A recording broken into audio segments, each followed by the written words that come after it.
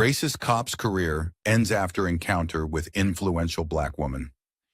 In this gripping video, we delve into the remarkable story of how a routine encounter with an influential black woman led to the end of a racist cop's career.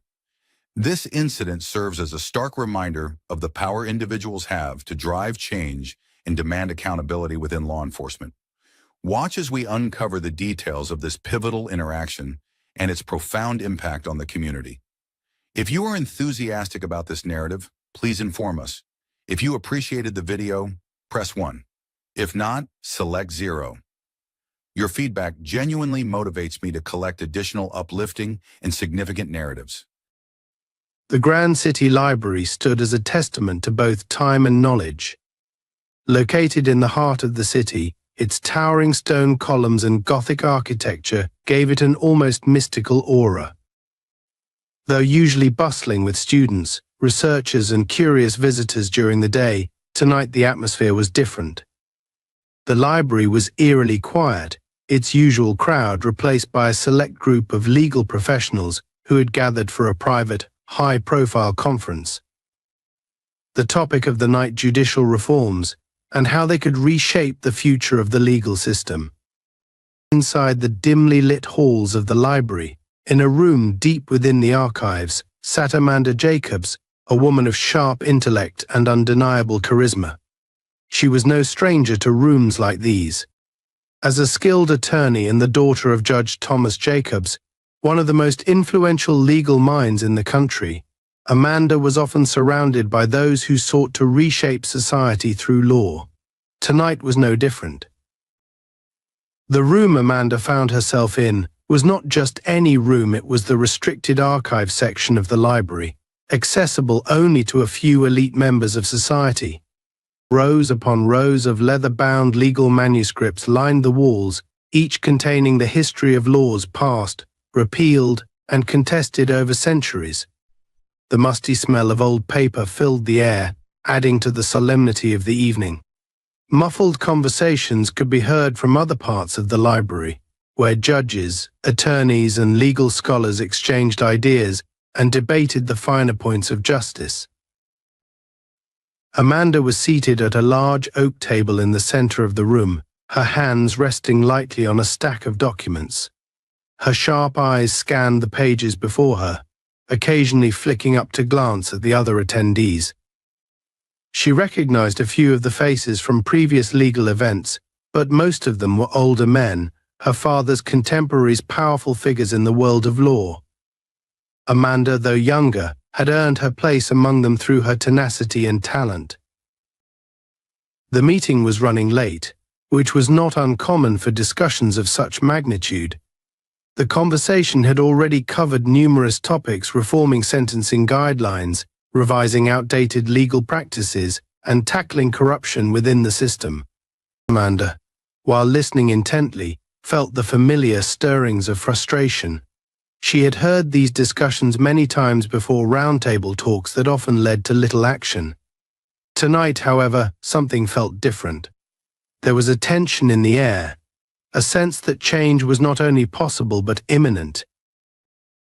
Suddenly, the lights in the room flickered.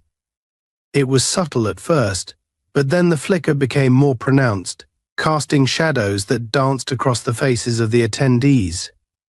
Amanda frowned slightly, glancing up at the dimming chandelier that hung above them. She could see a few of the other lawyers exchanging uneasy glances, their conversation faltering as the flickering continued. The lights blinked a few more times before stabilizing, but the brief disruption had shifted the mood in the room. "Must be the old wiring in this place," one of the attendees, an elderly judge, muttered under his breath, trying to lighten the tension. But Amanda couldn't shake the feeling that something was wrong. The library, despite its age, was meticulously maintained, especially in areas where important events like this were held. A malfunction like this seemed out of place. As if in response to her thoughts, the fire alarm suddenly blared, the shrill sound echoing off the high ceilings. Everyone in the room jumped, startled by the sudden noise. For a moment there was confusion, as people looked at one another, unsure of what was happening. Amanda stood up quickly, her chair scraping against the marble floor. "Is this real?" one of the attorneys asked, his voice strained with disbelief. "A fire drill at this hour?" "It doesn't sound like a drill," Amanda replied, her voice calm but firm. She had been in enough situations to recognize the difference between a planned evacuation and a genuine emergency. Before anyone could respond, a librarian rushed into the room, her face pale and anxious. "I'm sorry, but we need to evacuate the building immediately," she said, her voice slightly trembling. "There seems to be a malfunction in the security system, and we can't take any chances. Please follow the marked exits." The room erupted into motion as the lawyers and judges hurried to gather their belongings. Amanda remained composed, but her mind was racing. Something about this felt off. Malfunction or not, the timing of this incident during such a critical meeting was suspicious. As the group began filing out of the room, Amanda found herself lagging behind.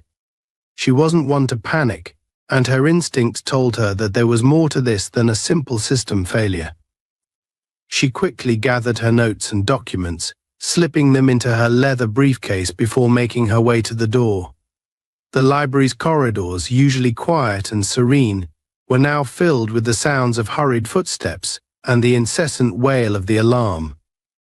Following the directions of the library staff, Amanda and the others were led toward the main exit. However, as the group reached the large, ornate front doors, they found themselves greeted by locked gates. The security system had triggered an automatic lockdown, sealing the exits. Confusion turned to frustration as people began murmuring among themselves. "This is ridiculous," one of the judges grumbled. "Can't someone turn this damn alarm off?" "Looks like we'll have to wait until they sort it out," another added, clearly irritated by the inconvenience. But Amanda wasn't one to wait around. As the crowd became more restless, she discreetly slipped away from the group, her eyes scanning the walls for another way out. She knew the layout of the library well, having spent countless hours here as both a student and a professional. There was a service exit at the back of the building, reserved for staff and deliveries. It was rarely used, but in this situation it seemed like the best option.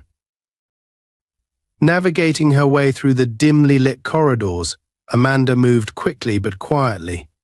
The wailing alarm and flickering lights added to the surreal nature of the night, but she kept her focus.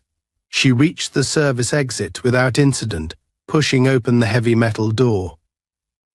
The cool night air greeted her as she stepped outside into a narrow alley behind the library.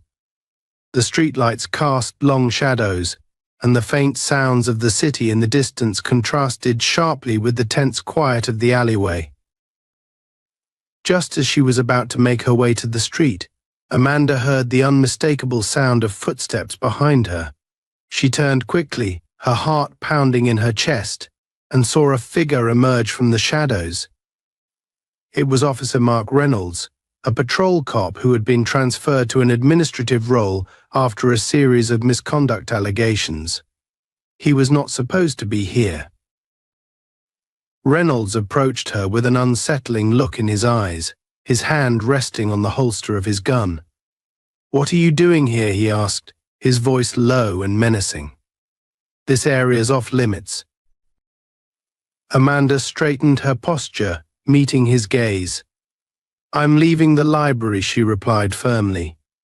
"There's a security malfunction, and we were told to evacuate." Reynolds didn't move. He studied her for a moment, his eyes narrowing. "You don't belong here," he muttered, taking a step closer. "What were you doing inside?" Amanda's pulse quickened, but she didn't waver. "I was attending a private conference. Now, if you'll excuse me, I need to get home." Reynolds blocked her path, his posture growing more aggressive. "I don't think so. You're coming with me." Officer Mark Reynolds stood in the alley, his stance aggressive, his face stern. The dim glow of the nearby streetlights cast long shadows on the damp ground beneath his feet, and his hand lingered near the grip of his holstered gun, as though he expected trouble. Amanda, still composed but acutely aware of the tense situation, knew this confrontation could escalate quickly if she didn't handle it carefully. "Officer, I've already explained," Amanda said in an even tone, trying to diffuse the tension. "There's been a malfunction with the library's security system.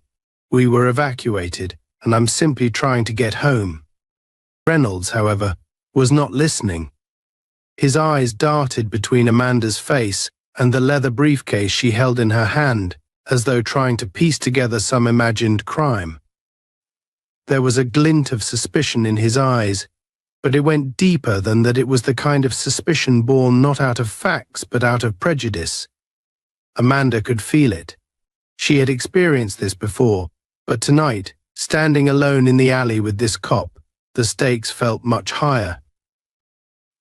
"You think I'm stupid?" Reynolds growled, taking a step closer, his breath hot and sour in the cold night air. "I see what's going on here. Some high and mighty lawyer sneaking out of a closed library, carrying a briefcase like you've got something to hide. You're not fooling anyone." Amanda's heart began to race, but outwardly she remained calm. Her years of legal training had prepared her for hostile interactions, but this was different. This was not a courtroom, and Reynolds didn't seem to care about the law. He was on a power trip, and she knew she had to tread carefully. "I'm not sneaking out of anywhere," Officer Amanda replied, keeping her voice level. "I'm simply leaving as instructed. If you'll allow me to pass, I'd appreciate it." But Reynolds wasn't interested in letting her go. In his mind, he had already decided that Amanda was guilty of something. What exactly, he wasn't sure, but that didn't matter. His entire career had been built on making assumptions, and tonight he was eager to assert his authority, especially over someone who seemed to challenge it just by existing. "Let me see what's in the briefcase," he demanded suddenly, pointing at the case in her hand. Amanda hesitated. The briefcase contained sensitive legal documents from the meeting, confidential files that were not meant to be seen by anyone outside of the conference. She knew that showing him the contents could have serious implications, but refusing could make the situation worse. "These are legal documents," Amanda said, standing her ground. "I'm afraid I can't show them to you without proper cause.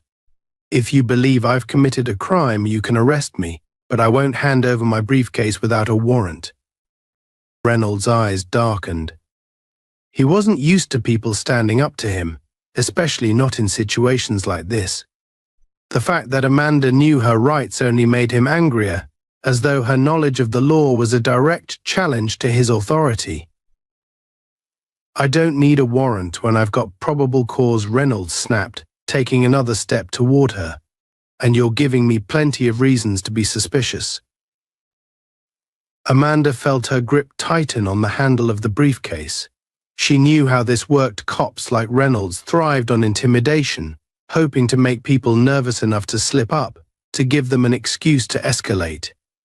She wasn't about to fall into that trap. "Officer, if you believe you have probable cause, then you're welcome to arrest me," Amanda said, her voice steady but firm.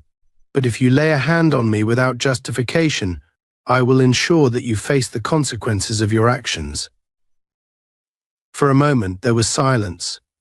The tension between them was thick, and Amanda could feel her pulse pounding in her temples. She knew she was playing a dangerous game by challenging him, but she also knew that backing down would only embolden him. Reynolds' face twitched with barely contained rage. He was used to people complying, to using his badge as a weapon of intimidation.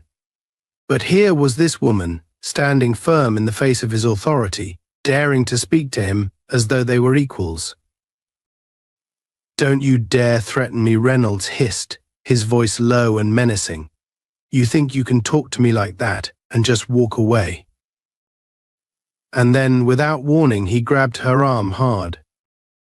The suddenness of the movement caught Amanda off guard. Pain shot through her arm as his fingers dug into her flesh, but she didn't flinch. She stood her ground, her breath quickening but her expression remaining stoic. The alley felt smaller now, the walls closing in as Reynolds tightened his grip. "Officer, let go of me," Amanda said, her voice sharper now, but still controlled. Reynolds didn't let go. Instead, he yanked her closer, his face inches from hers, his eyes wild with anger. "I'll decide when you get to leave," he snarled. "You're not going anywhere until I'm done with you." And then, before Amanda could react, he slapped her. The blow came fast and hard, the sound echoing through the narrow alley like a crack of thunder. Amanda's head snapped to the side, the sting spreading across her cheek. For a moment, time seemed to freeze. Amanda didn't move, didn't speak. The only sound was the distant hum of the city beyond the alleyway, indifferent to the violence that had just occurred. Reynolds, breathing heavily, took a step back. His hand trembled slightly as though even he hadn't expected to take it that far. But the deed was done. He had crossed a line, and they both knew it. Amanda slowly straightened, her face throbbing from the impact. She turned to face him, her eyes blazing with a quiet fury. She didn't raise her voice. She didn't need to. "You just made the biggest mistake of your career," she said, her voice cold as steel. Reynolds' face twisted in defiance, but there was something else there too: fear. He wasn't afraid of Amanda herself, he was afraid of what she represented. He had just attacked someone with connections, someone who wasn't going to quietly back down. And now, for the first time, he realized the gravity of his actions. "Shut up," he spat, though his voice lacked the same conviction as before. "You're coming with me." He reached for his handcuffs, but before he could snap them onto her wrists, the sound of approaching footsteps echoed through the alley. Both Amanda and Reynolds turned toward the sound, and out of the shadows emerged another figure, a young police officer, clearly out of breath and with wide, nervous eyes. It was Officer Thomas, a recent transfer to Reynolds' unit. He had been on patrol nearby when he overheard the commotion and decided to investigate. What he found, however, was far more than he had anticipated. As he approached, his gaze flicked between Amanda, standing tall with a red mark blooming across her cheek, and Reynolds, whose hand still hovered near his gun. "Reynolds," Thomas said, his voice uncertain. "What's going on here?" Reynolds stiffened, his expression shifting into one of irritation. "Nothing you need to worry about, rookie," he snapped. "Go back to your patrol." But Thomas didn't move. He could sense that something was very wrong. The tension in the air, the look on Amanda's face, it all screamed that whatever had just happened was far from routine. Thomas wasn't naive. He had heard rumors about Reynolds, about his temper and his methods. But seeing it firsthand was something else entirely.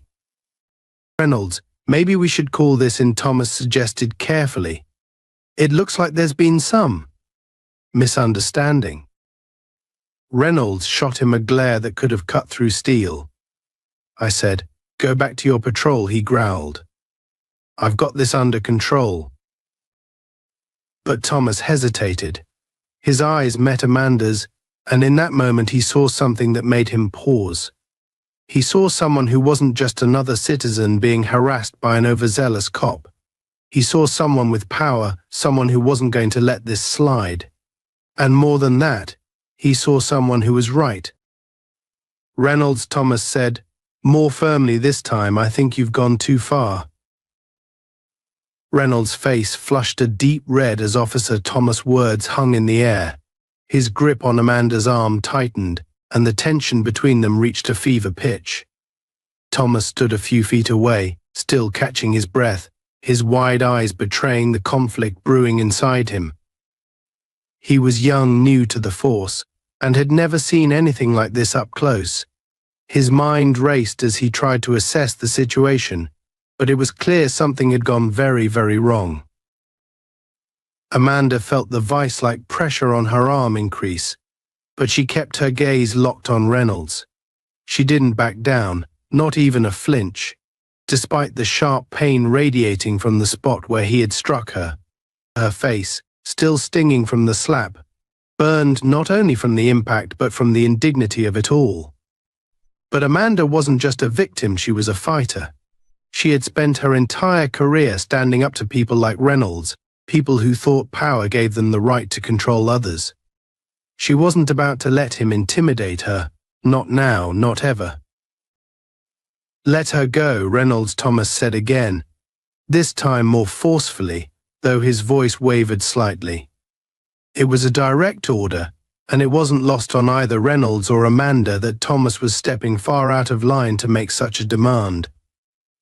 Rookie cops didn't challenge their superiors like this, especially not someone with Reynolds' reputation. Reynolds' head snapped toward Thomas, and his eyes flared with anger. His grip on Amanda's arm finally loosened, though he didn't let go completely.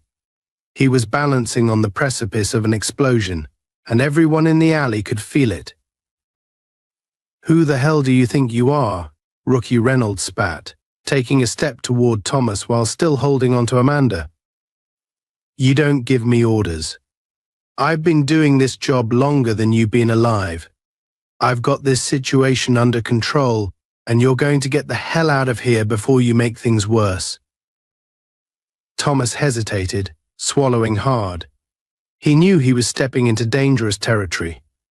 Reynolds wasn't just any cop, he was someone with a reputation for pushing things too far, and everyone knew it. The rumors that floated around the precinct about Reynolds' past misconduct, his tendency to escalate minor situations into violent confrontations, all came rushing back into Thomas' mind. He had only been on the job for a few months, but even he had heard the whispers. But what he saw in front of him wasn't a rumor, it was real. Amanda, with her sharp eyes and bruised cheek, stood before him as living proof that Reynolds had gone too far.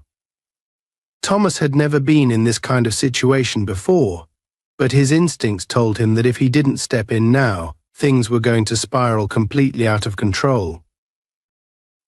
Reynolds Thomas said, forcing himself to stay calm.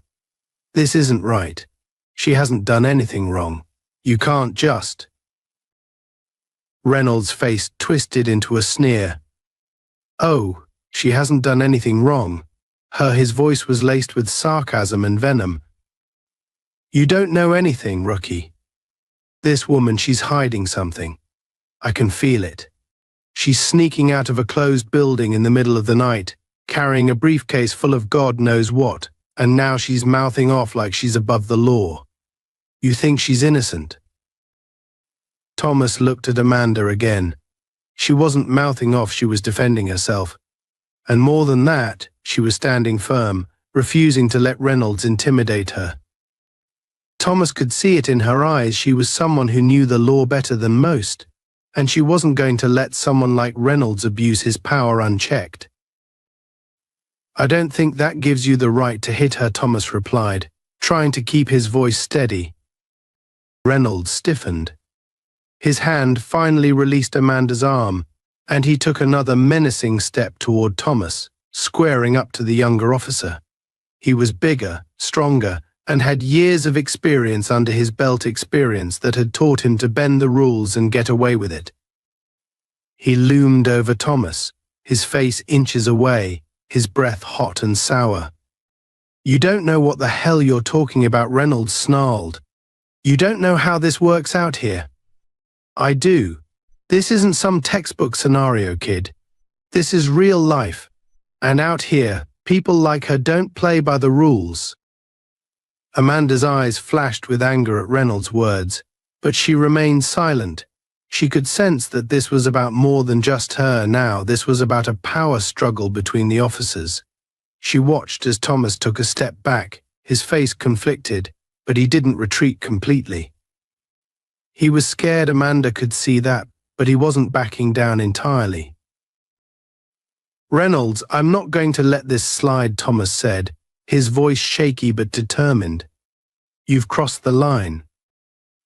Reynolds chuckled darkly, his body tense with barely controlled rage. "You're really trying to play hero here, aren't you, rookie?" He shook his head, almost laughing at the absurdity of it. "You have no idea what you're getting yourself into." The silence that followed was thick and suffocating. The alley, illuminated only by the weak flicker of a distant streetlight, felt claustrophobic. The city seemed far away now, as if the world had narrowed down to just the three of them, Amanda, Reynolds and Thomas, locked in a standoff that was growing more dangerous by the second. And then, without warning, Reynolds' hand shot out. He grabbed Thomas by the collar of his uniform and shoved him hard against the brick wall of the alley. The impact was brutal, and Thomas let out a pained grunt as the back of his head collided with the stone. Amanda gasped, instinctively stepping forward, but Reynolds was faster. He turned on her, his eyes wild, and jabbed a finger in her direction. "Stay where you are," he barked. His voice echoed through the narrow alley, loud and commanding. Amanda froze, but her mind was racing. She had to find a way out of this situation, and fast. Reynolds was completely out of control now, and it was only a matter of time before things got even worse. She glanced toward the entrance of the alley, calculating the distance. She could try to run, but that would only escalate things further. No, she needed to stay calm, find a way to reason with Thomas, get him to call for backup. But Thomas, dazed from the blow, was still pinned against the wall by Reynolds' powerful grip. The rookie's face was pale, his eyes wide with shock and fear. He hadn't expected this. He hadn't expected Reynolds to turn on him like this. "Reynolds, stop!" Thomas gasped, his voice barely audible through the pain. This isn't right." But Reynolds wasn't listening. His grip on Thomas' collar tightened, and his other hand hovered dangerously close to his gun. "You think you can come in here and undermine me?" Rookie Reynolds hissed. "You don't get to tell me how to do my job. You don't get to question my authority." Thomas winced, trying to pull himself free, but Reynolds held him firmly in place. Amanda could see the panic rising in Thomas' eyes, the realization that he was completely at Reynolds' mercy. "Let him go, Reynolds," Amanda said, her voice low and controlled. She knew she had to be careful. One wrong word, and Reynolds could snap. "This has gone too far. You're making a mistake." Reynolds turned to her, his eyes flashing with fury. "You shut your mouth," he growled. "This is your fault. You think you can just walk out of here after everything that's happened? You're coming with me, and that's final." Amanda took a deep breath. She had to stay calm. She couldn't let his words get to her, no matter how hard it was. She knew she needed to keep the situation from spiraling even further. "Reynolds, listen to me," she said carefully, choosing her words with precision. "I know this has gotten out of hand, but you still have a chance to fix it. Let Officer Thomas go. Let me go. We can walk away from this before things get worse." For a brief moment, something flickered in Reynolds' eyes, something that looked like doubt. But it was quickly replaced by the same burning anger that had driven him all along. "You think I'm going to walk away from this?" he spat. "You think I'm just going to let you get away with whatever you're doing here?" Amanda clenched her fists. "I'm not getting away with anything. I haven't done anything wrong." But Reynolds wasn't listening. He was too far gone now, too consumed by the need to assert his dominance, to prove that he was still in control. He yanked Thomas forward, pulling the rookie off the wall and throwing him roughly to the ground. Thomas hit the pavement with a thud, groaning in pain. "Stay down," Rookie Reynolds snapped, standing over him. Maybe you'll learn something from this. Amanda's pulse quickened. This was it, things were about to reach a breaking point. She had to act, and she had to act now. Before she could make a move, however, the sound of approaching footsteps echoed down the alley. Amanda's heart skipped a beat. Backup. Someone had heard the commotion. Relief washed over her, but it was fleeting. The situation was still volatile, and Reynolds, in his rage, might do something reckless before help arrived. Two more figures appeared at the mouth of the alley, both officers from the same precinct as Reynolds and Thomas. They slowed as they approached, taking in the scene in front of them. Thomas, lying on the ground, clearly hurt. Amanda, standing frozen with a red mark on her cheek, and Reynolds, looming over them, his hand still hovering near his gun. Reynolds, one of the officers, called out cautiously, "What the hell's going on here?" Reynolds didn't turn to face them. His jaw clenched, his knuckles white as he balled his fists at his sides. He was teetering on the edge, and everyone could feel it. "This doesn't concern you," Reynolds said through gritted teeth. "I've got it under control." But the new arrivals didn't seem convinced. The officer who had spoken, a man in his late 30s named Harris, exchanged a look with his partner before stepping forward. "Doesn't look like you've got it under control," Harris said, his tone measured but firm. "Maybe you should step back." Reynolds' eyes narrowed. "Don't tell me how to do my job, Harris." Harris took another step forward, his gaze shifting briefly to Amanda. He could see the situation was bad, really bad, and he knew that if Reynolds wasn't stopped, things were only going to get worse. "Let's just calm down, all right," Harris said, trying to de-escalate. "We don't need to make this into something it doesn't have to be." Reynolds was shaking now, his rage barely contained. "This isn't your call, Harris." But Harris wasn't backing down. "Reynolds, look around. This is over. You've gone too far. Don't make it worse." There was a long pause as Reynolds' eyes darted between Harris, Thomas, and Amanda. His breathing was ragged, and for a moment it seemed like he might lash out again.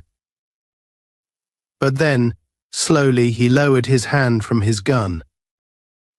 As Reynolds slowly lowered his hand from his gun, the tension in the alley didn't dissipate. It only thickened, like a storm cloud on the verge of breaking. Officer Harris and his partner stood just a few feet away, their faces taut with concern. Thomas was still on the ground, wincing as he tried to gather himself, and Amanda stood her ground, her gaze unwavering despite the stinging pain in her arm and cheek. Reynolds looked cornered, his chest rising and falling rapidly, his mind racing through possible outcomes. He had spent years pushing his authority, bending rules, and getting away with it. This wasn't the first time a situation had spiraled out of control, but tonight felt different. The presence of Amanda, a confident, educated woman who clearly wasn't afraid of him, had ignited something deep inside him, something he was losing control over. Reynolds, Harris said again, more firmly now, as if sensing his colleague's internal struggle, "Step back. Let's talk about this." Reynolds didn't move. His eyes flickered toward Amanda, his lips curling in frustration. He wanted to control this, to make sure she didn't walk away feeling like she had won. He wanted to make her understand that people like him didn't answer to people like her. But the arrival of his fellow officers complicated everything. He could feel the walls closing in on him, and it enraged him. "You think she's innocent?" Reynolds growled, gesturing toward Amanda without looking at her. "You think she's just some victim here? You don't know what I've seen. She's hiding something. I know it." Amanda didn't flinch. She had already decided that staying calm was her best weapon. She could sense that Reynolds was grasping at straws, trying to justify his behavior. But now, with more officers on the scene, she felt a small surge of hope. This wasn't just about her anymore. This was about exposing Reynolds for who he truly was. And she had the law on her side. "This has nothing to do with me hiding anything," Amanda said, her voice steady but sharp. "This is about your ego and your need to feel powerful. You don't have any reason to hold me here." Reynolds' eyes flared with anger.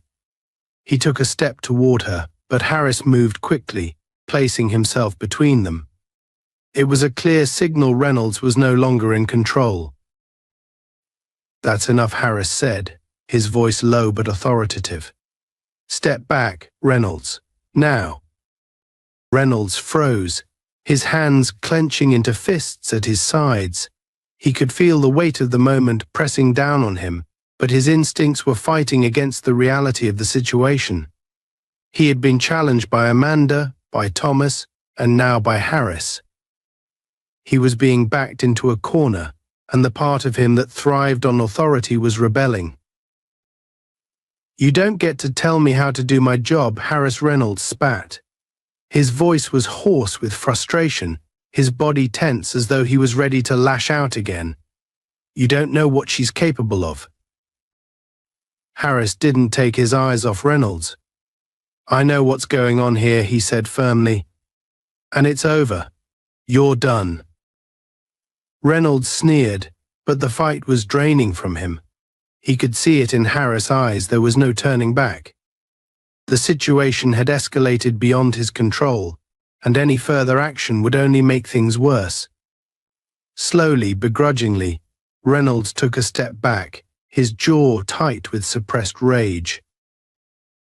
As soon as Reynolds retreated, Amanda exhaled, the tension in her body slightly easing. Harris turned toward her, his expression a mixture of concern and professionalism.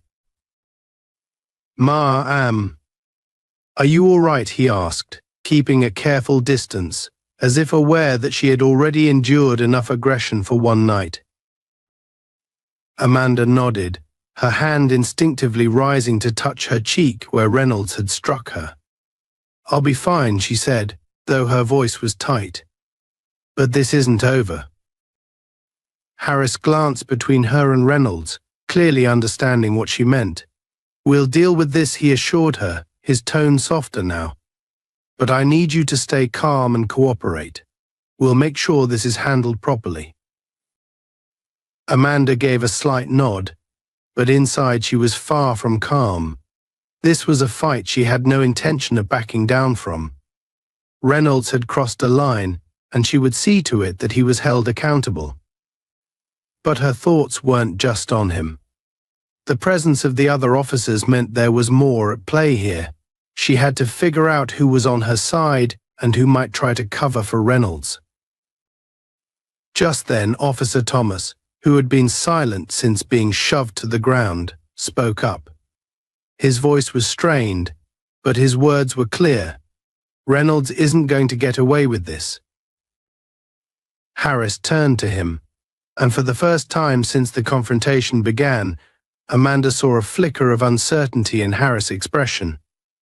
It was subtle, but it was there a moment of hesitation, as though Harris was weighing his options. It was the first indication that maybe, just maybe, Harris wasn't fully in control of the situation either.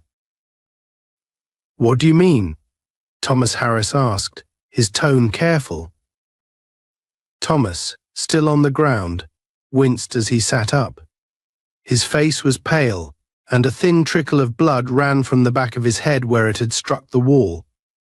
He looked up at Amanda, then at Harris, and finally at Reynolds, who was still seething a few feet away.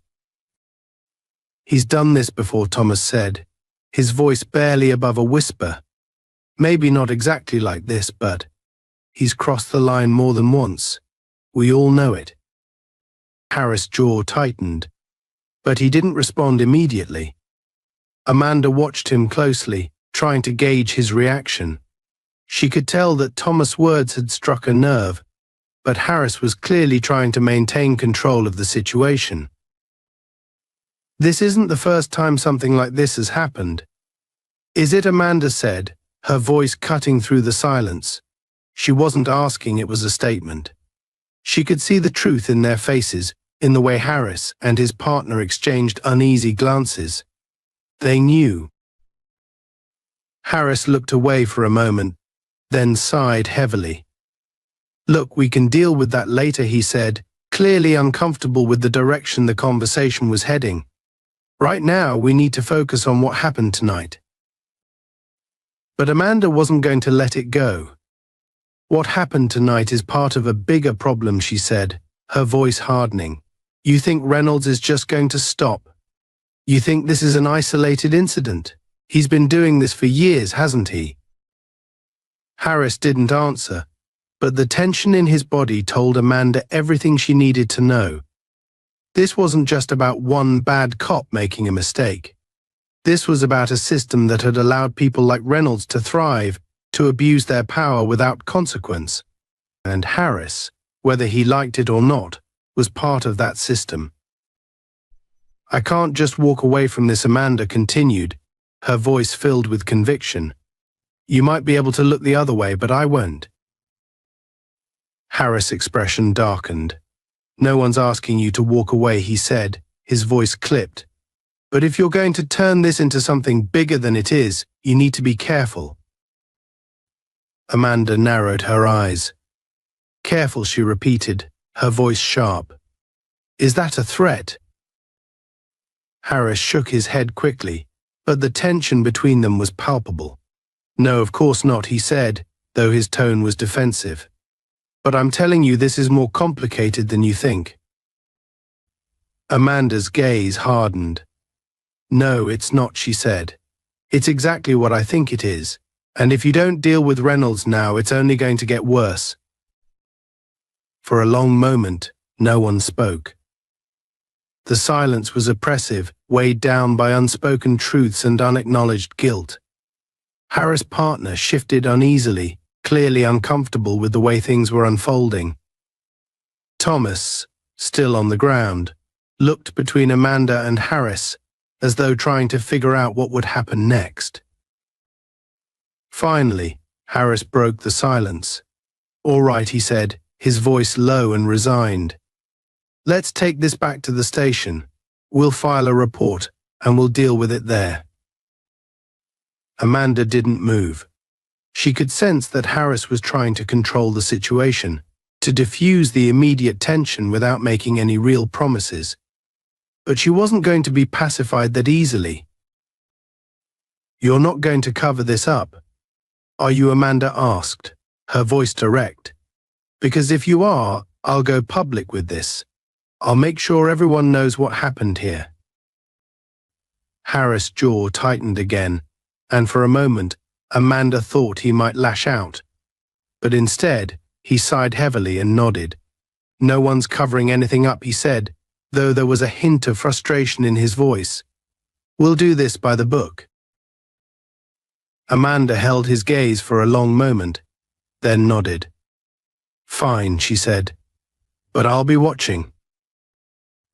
As the tension in the alley began to ease, Officer Thomas finally managed to stand. He was still pale, and the back of his head was sticky with blood, but he stood tall, his eyes fixed on Reynolds. There was something in Thomas' expression that Amanda hadn't seen before, something resolute. "Reynolds isn't the only one who's going to be held accountable," Thomas said, his voice quiet but firm. "There are others. This has been going on for too long." Amanda felt a flicker of hope. Maybe Thomas wasn't just another rookie cop caught up in a bad situation. Maybe he was the key to exposing something much bigger. She could see the determination in his eyes, the way he was no longer afraid to speak the truth. He had seen enough, and now he was ready to act. Harris glanced at Thomas, then at Reynolds, who had been silently stewing in the background. "Let's go," Harris said, his voice heavy with resignation. "We'll sort this out back at the station." As they began to make their way out of the alley, Amanda felt the weight of the night settle on her shoulders. This wasn't over, not by a long shot. But for the first time, she felt like she had allies. Thomas, and maybe even Harris, were starting to see what she had known all along: Reynolds was just the tip of the iceberg. And now the real fight was about to begin. The short walk back to the station was tense, filled with unspoken words and suppressed emotions. The police precinct wasn't far from the alley, but each step felt heavy, like marching toward an inevitable confrontation. The air was thick with a sense of impending consequences. The tension between the officers, Amanda and Reynolds, was palpable. Every moment, every sideways glance, felt like it was teetering on the edge of another explosion. As they arrived at the precinct, Amanda was struck by how ordinary the building seemed from the outside: a standard brick structure with glass doors that belied the complex web of power and corruption inside. She had been in enough police stations throughout her career to know that beneath the surface, there was always more than what met the eye. Inside, the atmosphere was no different. Officers moved about their business, some shooting curious glances toward Amanda and Reynolds as they entered, though no one stopped to ask questions. Amanda could feel the weight of their scrutiny, but it didn't faze her. She had faced far worse than curious glances in her career. But as they walked through the station, she couldn't shake the feeling that something was off. Reynolds was quiet, his jaw set in a tight line as he marched forward, clearly stewing in his own rage. Harris, leading the group, kept his expression neutral, though Amanda could tell he was still processing what had happened. Officer Thomas trailed behind them, silent but determined. The rookie's face was pale, his hand absent-mindedly touching the back of his head where it had struck the wall in the alley, but his resolve had not wavered. There was no doubt in Amanda's mind that Thomas had made up his mind he wasn't going to let Reynolds off the hook. As they entered the precinct's back offices, Harris motioned for Amanda to follow him into a small, windowless room used for interviews. The fluorescent lights buzzed overhead, casting a cold, sterile glow over the room. A simple metal table with 2 chairs sat in the center. Amanda walked inside and took a seat, watching as Harris closed the door behind them. Reynolds and Thomas remained outside in the hallway. Harris sat across from her, folding his hands on the table and letting out a deep breath. For the first time that night, Amanda saw the cracks in his calm exterior. His eyes were tired, and his shoulders slumped slightly, as though the weight of the evening had finally caught up with him. "Let's get this straightened out," Harris began, his voice low and even. "I need to know everything that happened in that alley, from your perspective." Amanda didn't hesitate. She recounted the events of the evening in meticulous detail, from the evacuation of the library to her confrontation with Reynolds in the alley. She described how he had escalated the situation without cause, how he had grabbed her, hit her, and threatened her. Her tone was steady and controlled, but there was an unmistakable edge of determination in her words. This wasn't just about recounting facts, it was about making sure Reynolds faced consequences for his actions. As Amanda spoke, Harris listened intently, occasionally nodding but remaining silent. He took a few notes, but his expression remained unreadable. When she finished, the silence in the room stretched on for a moment, thick and oppressive. Finally, Harris spoke. "I believe you," he said simply, though his voice was tinged with something more complex: regret, perhaps, or a recognition of the larger issue at hand. Reynolds crossed a line. He's been skating on thin ice for a long time, and we all knew it. But tonight he went too far. Amanda studied his face, sensing the internal conflict within him. Harris wasn't a bad cop, at least, not in the traditional sense. But he was part of a system that protected men like Reynolds, and now he was faced with a choice: protect the status quo or do the right thing. It was a choice that Amanda knew many officers faced, and more often than not, they chose loyalty over justice. "You have to know that this isn't just about what happened tonight," Amanda said, her voice soft but firm. "Reynolds isn't an isolated case. He's part of something bigger, a culture of abuse, of power unchecked, and you're part of that system, whether you want to admit it or not." Harris' face darkened, but he didn't argue. He leaned back in his chair, rubbing his hands over his face as though trying to wipe away the exhaustion of the night. When he spoke again, his voice was quieter, almost resigned. "I've been on the force a long time," Harris said, his gaze distant. "Long enough to know that things aren't as black and white as you'd like to think. There's a lot of grey in this job, a lot of things that don't make sense unless you're in the thick of it. But you're right, Reynolds. He's been out of control for a while, and the truth is, we should have dealt with him a long time ago." Amanda felt a flicker of hope at his words, but she didn't let it show. "Then let's deal with him now," she said. "He assaulted me. He assaulted his own colleague. This isn't just about one bad night, it's about a pattern of behavior that's been ignored for too long." Harris didn't respond immediately. Instead, he glanced toward the door, where Reynolds and Thomas were waiting outside. The silence between them grew heavy, laden with unspoken truths and years of buried misconduct. Amanda knew that this was the moment of reckoning, not just for Reynolds, but for Harris as well. "You're right," Harris said finally, his voice heavy with resignation. "But it's not as simple as you think. There are complications." Amanda's eyes narrowed. "Complications?" Harris leaned forward, lowering his voice. "Reynolds isn't the only one involved in this.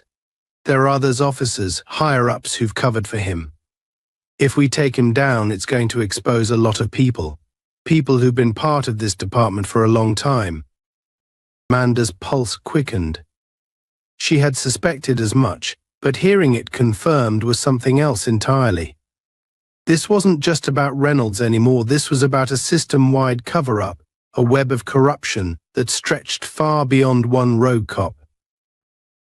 "Then we expose them all," Amanda said, her voice unwavering.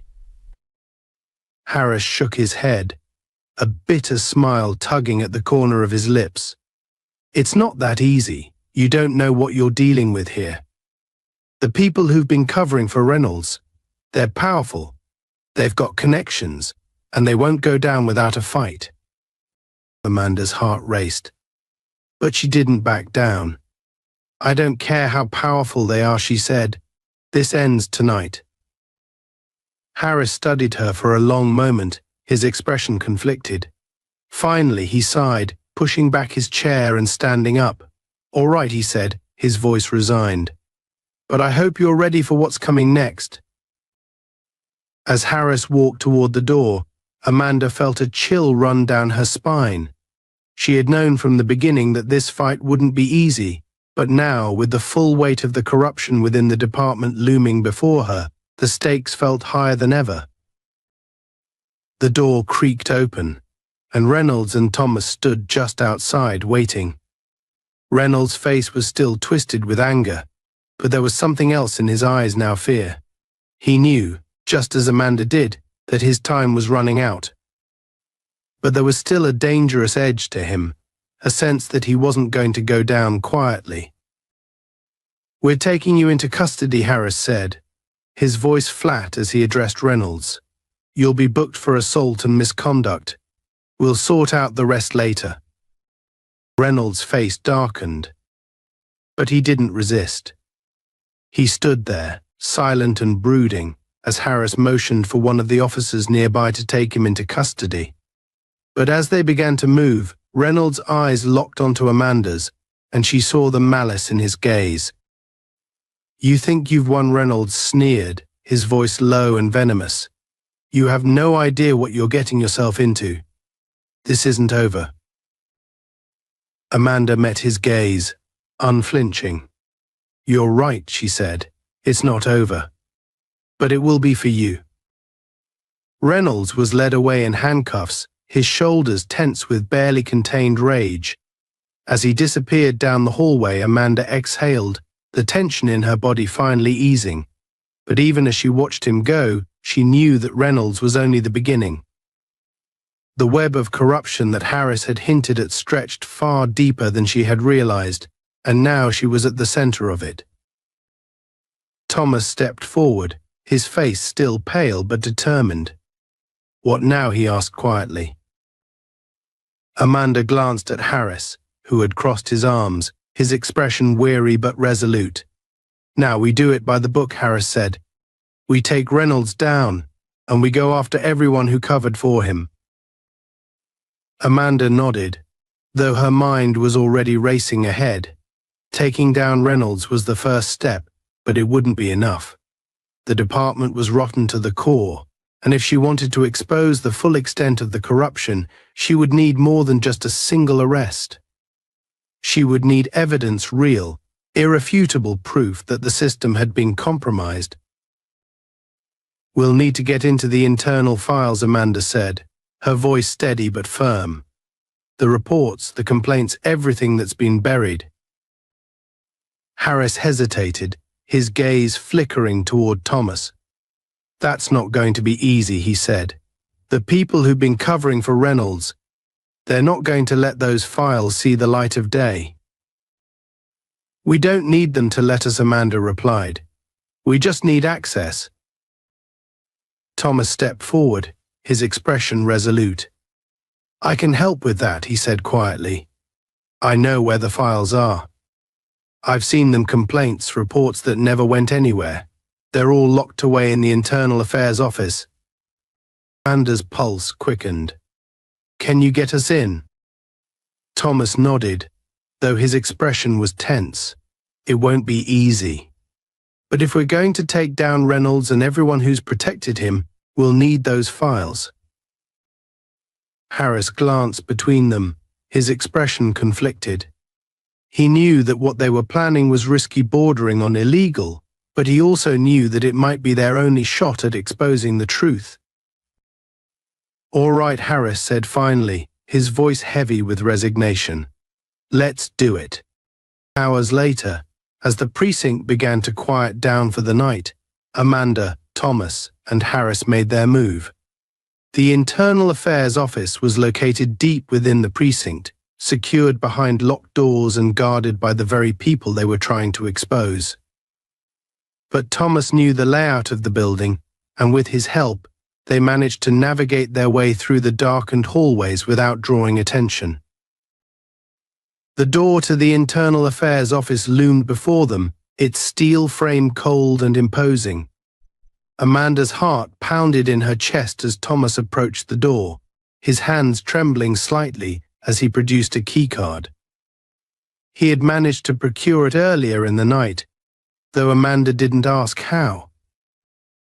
With a quiet beep, the door unlocked, and they stepped inside.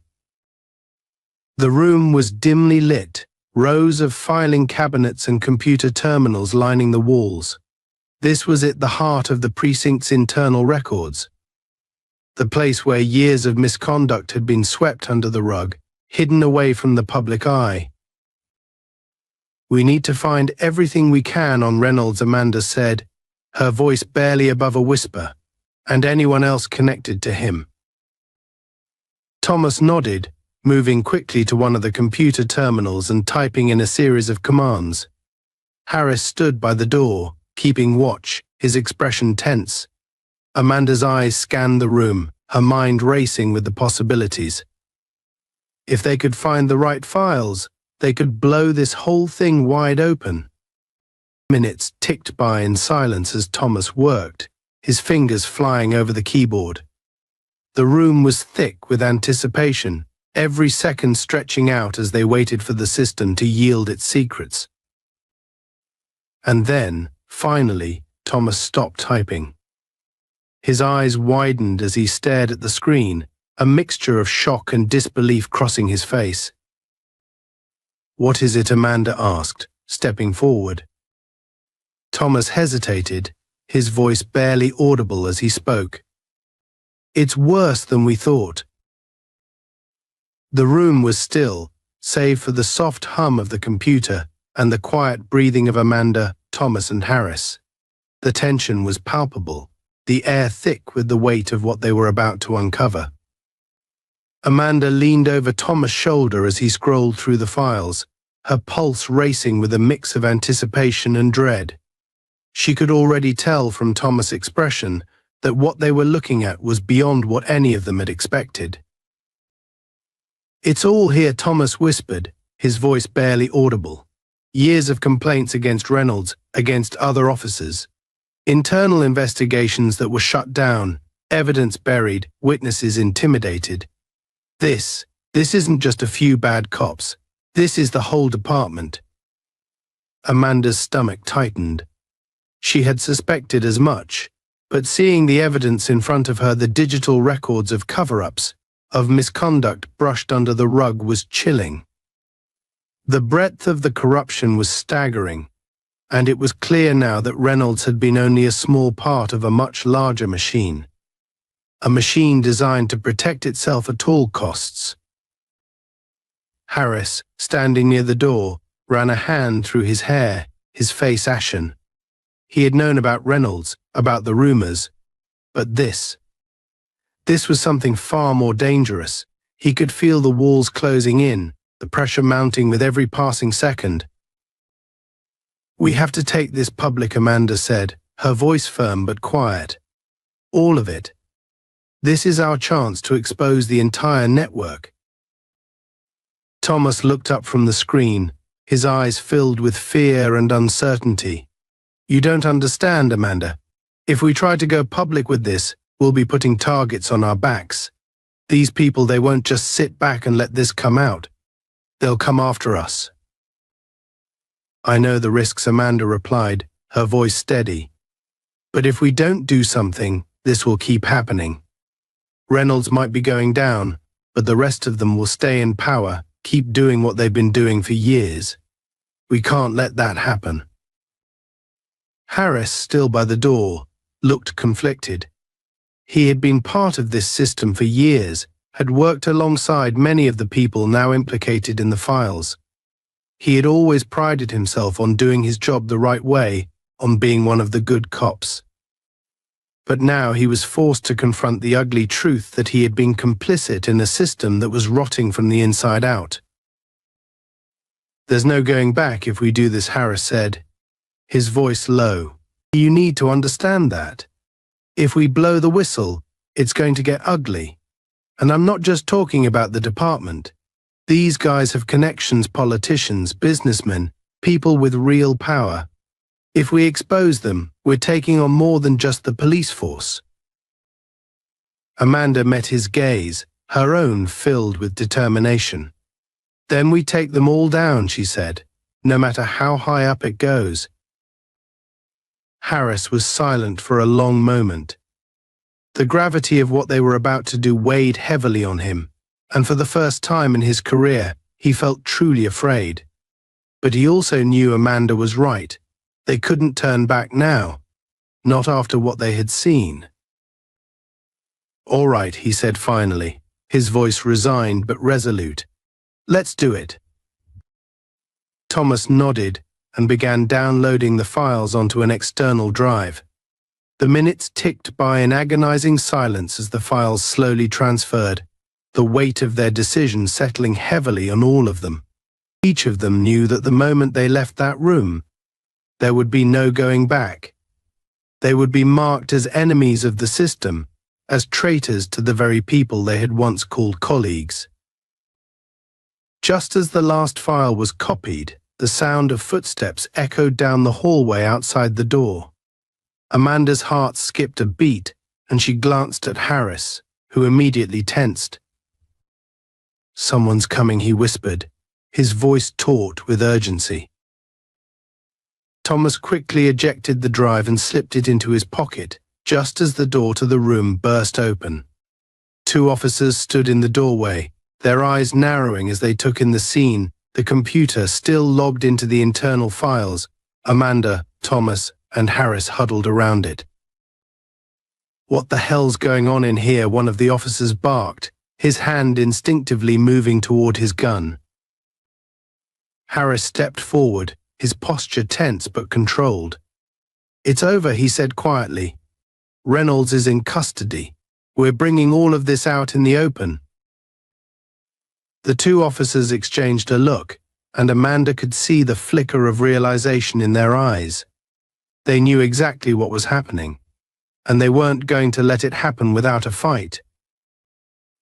"You're making a big mistake," the second officer said, his voice cold. "You don't know who you're messing with." Amanda's pulse quickened, but she stood her ground.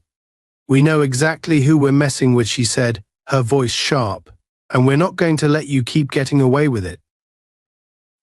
The first officer stepped forward, his hand now resting fully on his gun. "You think you can just walk out of here with those files? You'll be lucky if you make it to the front door." Harris moved quickly, stepping between the officers and Amanda. "Back off," he said firmly, his voice edged with authority. "This is over. If you want to keep your jobs, you'll walk away now." The room was thick with tension as the two officers stood frozen, weighing their options. Amanda could see the hesitation in their eyes. They were caught between protecting the corrupt system they were a part of and the very real possibility that this was the end of the line. "Let's go," Harris said, motioning to Amanda and Thomas. Without another word, the three of them pushed past the officers, making their way down the dimly lit hallway. Every step felt like a gamble, the possibility of an ambush around each corner looming large in their minds. Amanda's grip tightened on the files in her hand. She knew this was only the beginning. Even if they made it out of the precinct, they would be hunted by the department, by those they were about to expose, by anyone who stood to lose from the revelations they were carrying. They exited the building, the cold night air hitting them like a wall. For a brief moment, Amanda felt the rush of freedom, the sense that they had escaped, but it was fleeting. She knew the hardest part was yet to come. As they reached the street, Harris stopped and turned to Amanda. His face was serious, etched with worry. "You need to get out of here," he said. "Now.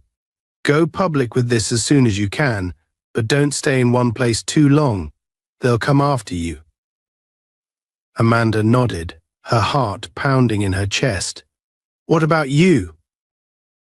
Harris shook his head. "I'll deal with what's coming my way. But you need to stay safe. You've got the files. You're the one who can bring them down." Amanda hesitated for a moment, then nodded. "Thank you," she said softly. "For everything." Harris gave her a tight nod, his expression grim. "Go," he said. With that, Amanda and Thomas hurried down the street, the weight of the files heavy in their hands. As they rounded the corner, Amanda glanced back at the precinct, at Harris standing alone in the glow of the streetlights. She knew that he had just made the biggest sacrifice of his career, maybe even his life. But they had the files. They had the truth. And now, it was up to them to make sure it saw the light of day. As Amanda and Thomas disappeared into the night, a sense of finality settled over her. The war had only just begun, and the battle lines were clearer than ever. But for the first time, she felt like they had a fighting chance. The truth was out there, and soon enough, the world would know it too. The city seemed quieter than usual as Amanda and Thomas walked quickly down the street, disappearing into the shadows of the tall buildings. The weight of what they had just done was heavy on their shoulders, but there was no time to stop and think. They had to move fast, and they had to make sure the files got into the right hands. Amanda's mind raced. The files they had obtained were damning, far worse than even she had anticipated. Reynolds wasn't just a violent cop, he was a cog in a larger machine of corruption, protected by layers of complicity and silence within the police department and beyond. The deeper they had dug, the more names had come up: officers, supervisors, even city officials. This wasn't just a bad precinct. This was a systemic problem, and now they had the proof. But the question remained, what next? Thomas glanced at Amanda as they turned another corner, their footsteps echoing off the empty streets. "Where do we go?" he asked, his voice low, betraying his exhaustion. Amanda's mind ran through the options. Going to the media seemed like the most obvious choice, but it also came with risks. The media could be manipulated, and the people they were up against had connections everywhere. The files had to go somewhere they couldn't be ignored, somewhere they would create an unstoppable chain reaction. An independent news outlet, Amanda said after a moment. One that can't be bought or influenced, and will send copies to every major legal advocacy group in the country. If we hit them from all sides, they won't be able to shut it down. Thomas nodded, but the tension in his face didn't ease. "You think that'll be enough? These people, they have a lot of power. They won't just let this go." Amanda met his eyes, her own filled with determination. "It's not going to be easy," she admitted, "but we have the truth. And as long as we get the truth out there, we stand a chance." They continued walking in silence, their breath visible in the cold night air. The weight of their decision settled in. There would be no going back. By morning, the city would be a different place. The files would expose years of corruption, and the consequences would ripple far beyond the police department. But Amanda couldn't shake the feeling of unease. She knew how dangerous their opponents were. She knew that exposing this much corruption wouldn't just ruin careers, it would destroy lives.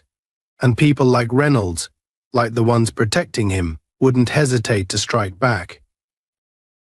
As they approached a small, independent media office located in an older part of the city, Amanda felt her phone vibrate in her pocket.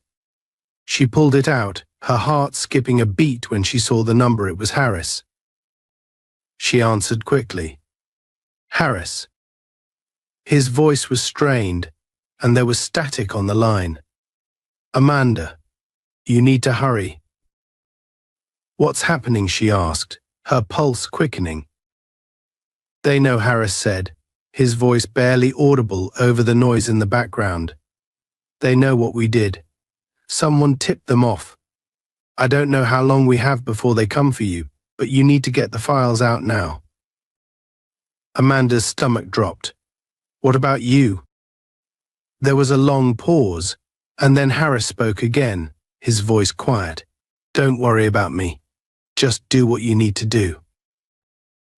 Before Amanda could respond, the line went dead. She stood frozen for a moment, the weight of Harris' words sinking in. He had stayed behind to buy them time, to take the heat off of them, knowing full well the danger he was in. "We have to move," Amanda said, turning to Thomas, her voice urgent. "They're coming for us. We don't have much time." They entered the media office, greeted by the flickering fluorescent lights and the sound of an old printer humming in the corner. The office was small, cluttered with papers and outdated equipment, but it was exactly what they needed off the radar, a place where the files could be uploaded and disseminated before anyone could stop them. The journalist they had contacted, a sharp-eyed woman in her mid-40s named Laura, greeted them with a cautious smile. "You've got the files?" she asked, already typing furiously on her computer. Amanda nodded and handed over the USB drive. "This is it. Everything you need to blow this thing wide open. You need to get it out there, and fast." Laura didn't ask any questions. She plugged in the drive and began uploading the files to secure servers, her fingers flying over the keyboard. Amanda and Thomas stood by, the tension in the room palpable. Every second felt like a countdown, like they were racing against an invisible clock. "Once this goes live," Laura said, her voice steady, "there's no stopping it. We're talking about hundreds of people implicated. The city won't be able to ignore this. good, Amanda said, though her chest was tight with anxiety. This was it, the moment they had been building toward all night. As the files finished uploading, Laura leaned back in her chair and looked at them. It's done, she said. We'll send copies to every major news outlet and legal advocacy group. By tomorrow morning, this city's going to explode. Amanda let out a breath she hadn't realized she was holding. It was done. The files were out. The truth was going to be exposed, and there was no way to take it back. But even as the relief washed over her, she knew the hardest part was still to come. They left the media office just before dawn, the city bathed in the soft glow of the rising sun. Amanda and Thomas walked in silence, the weight of the night's events hanging heavy over them. They had done it. They had exposed the corruption, but now they had to face the fallout. As they reached the end of the street, Amanda's phone buzzed again. This time, it was a message, a single, short text from an unknown number. You're not safe. Leave the city. Now. Amanda stared at the message, her mind racing. It was a warning, and she knew better than to ignore it. Whoever had sent it knew what they were up against, and now, so did she. We have to go, Amanda said, her voice firm. Thomas looked at her, confusion crossing his face. What? Go where? Out of the city, Amanda replied, her eyes scanning the streets around them. They're not going to let us stay. We have to disappear at least until this blows over. Thomas hesitated, but the look in Amanda's eyes convinced him. He nodded, understanding.